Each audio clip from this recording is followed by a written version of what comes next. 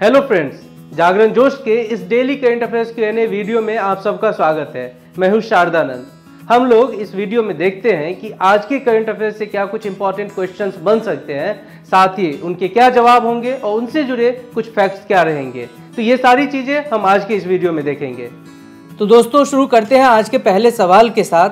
और आज का पहला सवाल है, केंद्र सरकार ने 74,700 क्लाशनिकोव राइफलों के निर्माण के लिए किस राज्य में प्लांट बिठाने का फैसला किया? ऑप्शन है ओडिशा, बिहार, उत्तर प्रदेश, तमिलनाडु। सही जवाब ऑप्शन सी, उत्तर प्रदेश। उत्तर प्रदेश में एक जगह है अमेठी। अमेठी ऐसे भी पॉलिटिकल जो सिस्टम है उसमें बहुत ही नाम वाला एक कॉन्स्टिट्यूशनरी है, क्योंकि यहीं से कांग्रेस के जो प्रेसिडेंट हैं राहुल गांधी वो इलेक्शन लड़ते हैं। अब इसी जगह पे इंडिया और रसिया के बीच में हाल ही में क्लाशनिकोव राइफल को मेक इन इंडिया प्रोग्राम के तहत इंडिया में ही बनाने का फैसला किया है, जिसके तहत रूस की क्लाशनिकोव कंसर्न और भारत की ऑर्डिनेंस फैक्ट्री बोर्ड मिलकर इस AK-47 की थर्ड जनरेशन राइफल होगी AK-203। इसे याद रखना है कि इसकी थर्ड जनरेशन AK-203 कहाँ बनेगा? अमेठी में, यानी यहीं पे इसका जो आयुध फैक्ट्री होगा वो बिठाया जाएगा। और ये पूरी तरह से मेक इन इंडिया प्रोग्राम के तहत होगा। मेक इन इंडिया प्रोग्राम आप सबको याद होगा, ये 2014 में नरेंद्र मोदी ने शुरुआत किया था।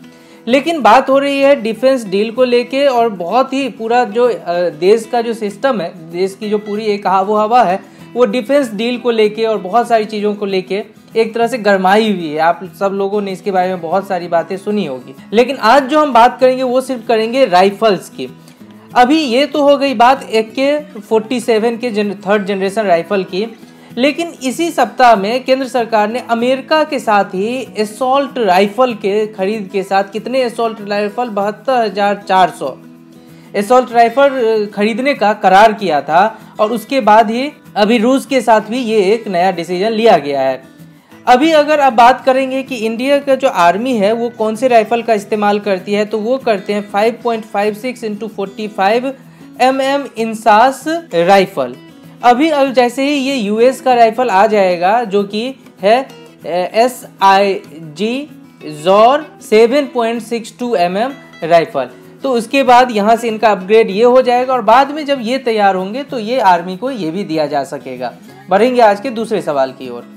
एयर इंडिया के CMD के पद पर किसे नियुक्त किया गया है? ऑप्शन है रवीश कुमार, प्रदीप सिंह खरोला, आशीष सैनी, अश्विनी लोहानी। सही जवाब ऑप्शन डी, अश्विनी लोहानी। अब ये अश्विनी लोहानी जो है ये दूसरी बार एयर इंडिया का कमान संभालेंगे। इससे पहले भी ये एयर इंडिया के चेयरमैन रह चुके हैं, और वो जब 2017 में उन्हें रेलवे बोर्ड का चेयरमैन बनाया गया था तो उन्होंने इस पद से अपना इस्तीफा दे दिया गया। जो इनकी जो अपॉइंटमेंट हुई है वो 1 वर्ष की अवधि या अगले आदेश तक, जो भी पहले होगा, यानी अगर 1 साल हो गया या फिर अगर उससे पहले कोई और ऑर्डर आ गया गवर्नमेंट से, तो वो तब तक के लिए इस पद पर CMD एयर इंडिया के पद पर बने रहेंगे। इससे पहले जो एयर इंडिया के CMD थे प्रदीप सिंह खरोला, उन्हें अभी सेंट्रल गवर्नमेंट ने एविएशन मिनिस्ट्री का सेक्रेटरी नियुक्त किया और उसके बाद से ये सीट खाली था जिस पे अश्विनी लोहानी का अपॉइंटमेंट किया गया। बढ़ेंगे आज के तीसरे सवाल पर। विश्व रेडियो दिवस कब मनाया जाता है? ऑप्शन है 15 फरवरी, 14 फरवरी, 13 फरवरी, 11 फरवरी। सही जवाब ऑप्शन सी, 13 फरवरी। समझिए सबसे पहले ये शुरुआत कब हुई?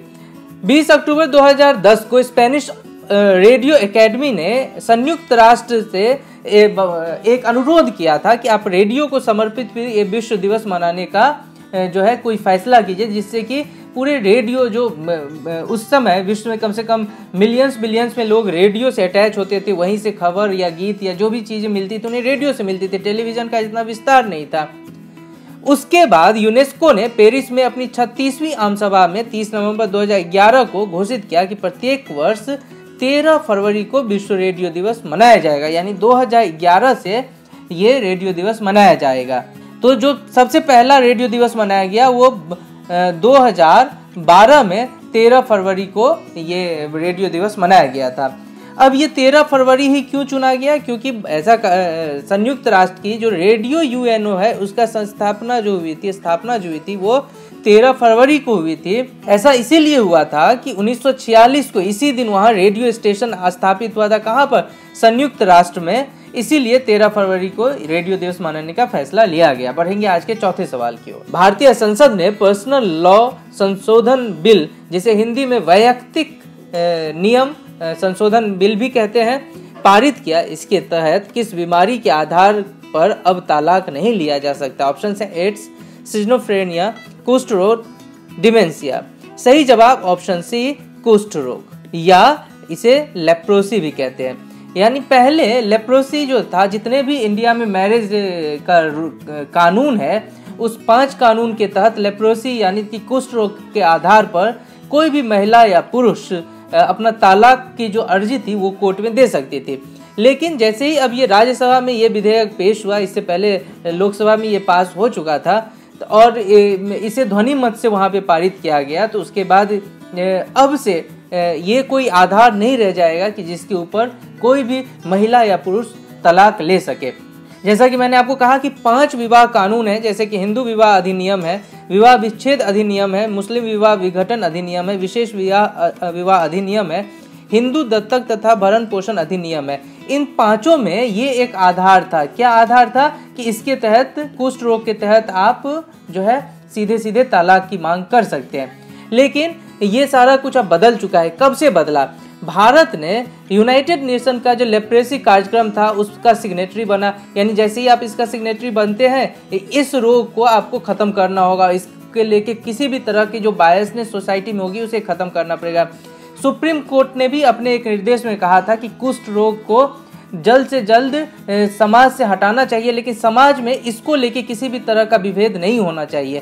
तो ये सारी बातें थी। उसके बाद इस बिल को लाया गया, अब ये पारित हो गया। अब से तलाक का अधिकार इस रोग से खत्म हो गया।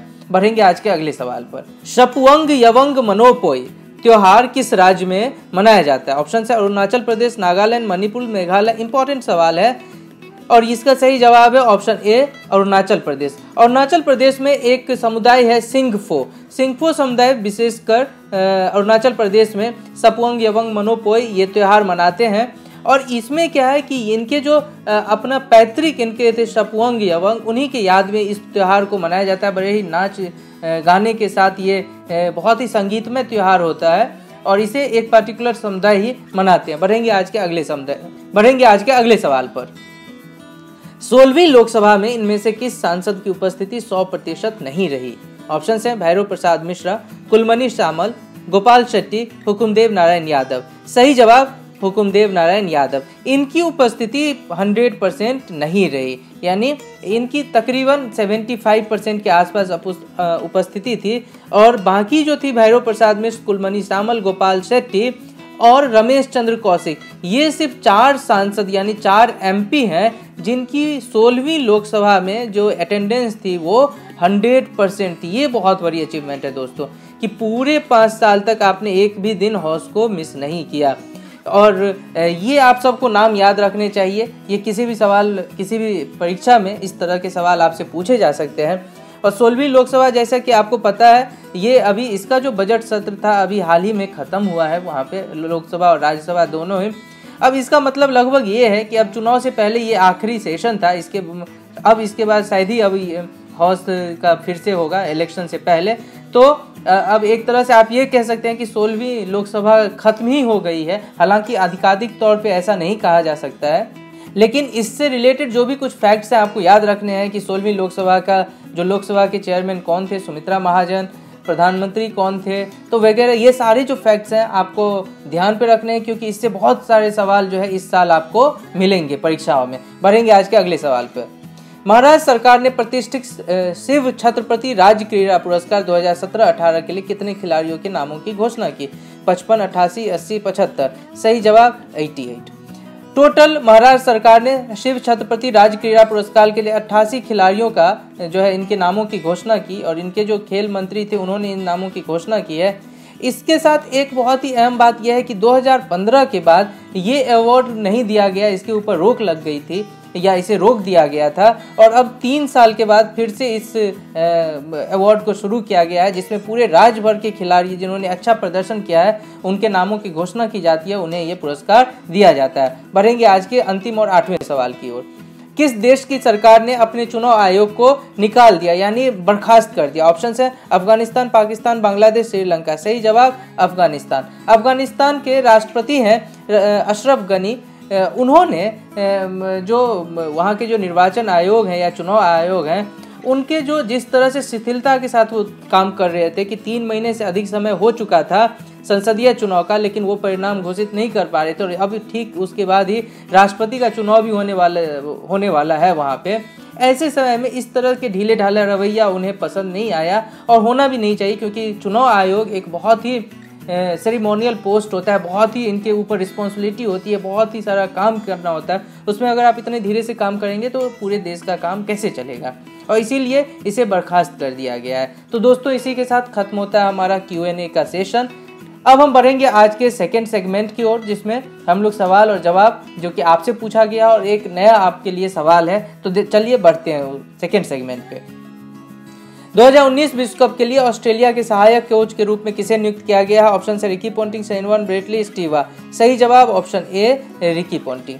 रिकी पोंटिंग को वहाँ पे जो 2019 में इसी साल जो विश्व कप होने वाला है उसको देखते हुए इनको असिस्टेंट कोच का जो है उन्हें नियुक्त किया गया है इस पोजीशन पे। इनके जो मेन कोच हैं वो हैं जस्टिन लैंगर, और इन्हीं के सपोर्ट में अभी रिकी पोंटिंग को दिया गया है, नियुक्ति दी गई है 2019 के विश्व कप को देखते हुए। और अब एक सवाल आपके लिए जिसका जवाब आपको हमें कमेंट बॉक्स में लिख के बताना है। यूएस इंडिया सीईओ फोरम की मेजबानी किस शहर ने किया? ऑप्शन है मुंबई, नई दिल्ली, वाराणसी, पुणे। इसका जवाब हमें कमेंट बॉक्स में लिख के दीजिए। अपने फीडबैक अधिक से अधिक हमारे साथ शेयर कीजिए, कैसा लगा वीडियो और आप इसमें क्या सुझाव चाहते हैं। और वीडियो अच्छा लगा तो इसे लाइक और शेयर करना ना भूलें। सब्सक्राइब जरूर करिए चैनल को और देखते रहे जागरणजोश.com।